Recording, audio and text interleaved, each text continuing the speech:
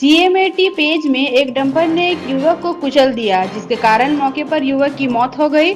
मृतक का नाम समीर रविदास बताया जा रहा है। घटना के संदर्भ में बताया जा रहा है कि समीर रविदास अपने घर से घूमने के लिए पेज की तरफ आए थे। इस दौरान डंपर की चपेट में आ गए और उनकी मौत हो गई। मौत के बाद आक्रोशित ग्रामीणों ने वाहनों में तोड़फोड़ की और मुआवजे की मांग की। इसके साथ ही मृत परिवार के किसी एक सदस्य को नौकरी दी जाए। बिगड़ते माहौल को देखते हुए मौके पर भारी संख्या में पुलिस बाल पहुंचे और ग्रामीणों को समझा बुझाकर शांत करवाया। वहीं दूसरी तरफ सीएमएटी पेज के प्रोजेक्ट मैनेजर हीरो बैग ने बताया कि पेज में एक दुर्घटना के दौरान एक युवक की मौत हो गई। उन्होंने कहा कि हम कोशिश कर रहे हैं कि भविष्य में इस तरह की कोई घटना ना घटे और इसको लेकर स्थानीय लोगों से भी बातचीत कर रहे हैं। কি হয়েছে?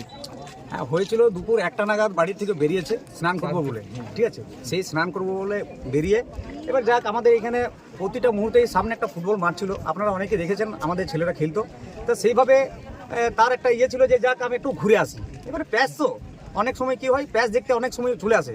এবার বাচ্চা ছেলে 18 বছর বয়সও নয়, সেই হিসাবে প্যাচ দেখতে এসে হঠাৎ ওইটা থেকে গাড়ি এসে সিএমইটির যে গাড়ি, সেই গাড়ি এসে তাকে চাপা দেয় এবং সেইখানে স্পটে তার ডেথ হয়। কটার সময় হয়েছে ঘটনা? এটার সামথিং দুটো সময় দিকে হয়েছে, দুটো সময় দিকে হয়েছে। না ও কি পড়াশোনা করতে স্কুলে পড়ে? হ্যাঁ, স্কুলে পড়াশোনা। কি গাড়ি, এই জায়গাটা কোন জায়গায়, কিসের গাড়ি ছিল?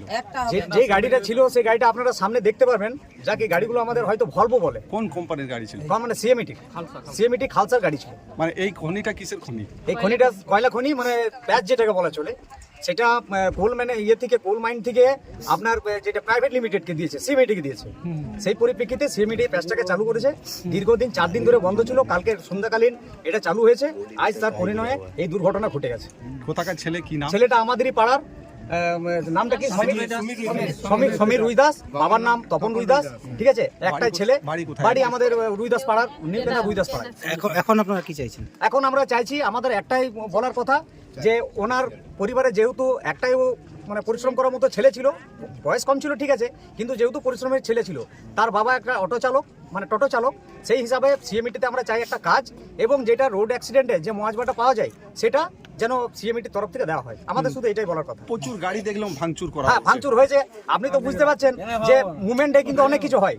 রোড অ্যাক্সিডেন্টে যদি কোনো কিছু দুর্ঘটনা ঘটে, সেখানে অনেক কিছু কারণ হয়, গাড়ি ভাঙা হয়, গাড়ি ভাঙচুর করা হয়। সেই পরিপ্রেক্ষিতে ড্রাইভাররা যেভাবে দৌড়ধূপ করেছে, ড্রাইভার দিকে দাঁড় করানোর চেষ্টা করেছে আমাদের এখানকার জনগণ, কিন্তু তারা দাঁড়ায়নি।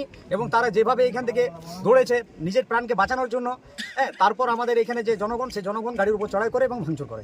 আপনার কে হয় যে মারা গেছে? দেখুন, আমার একদিক থেকে যদি বলেন, ওরা তো রুইদাস, আমরা সম্পর্কে গ্রামের মানুষ। হ্যাঁ, গ্রামের মানুষ, বাউরি পড়ি আমরা, আমাদের জাতিটা বাউরি, কিন্তু সেই পরিপ্রেক্ষিতে আমাদের কিন্তু ঘরের কাছের মানুষ। আপনার বিষয়টা পুলিশকে জানিয়েছেন? হ্যাঁ, পুলিশকে জানিয়েছি। আইসি স্যার এসেছেন, সিএমইটির তরফ থেকে যে আমাদের এখানে যে ওনার, ঠিক আছে, উনিও এসেছেন এবং তাদের সঙ্গে বসে একটা কথা আলোচনা হবে। সেই কথার মাধ্যমে যেটুকু হবে আপনাদেরকে বলে কি দাবি আছে আপনাদের? দাবি ওই যেটা বললাম। কি নাম আপনার? আমার নাম হরেকৃষ্ণ বাউরি।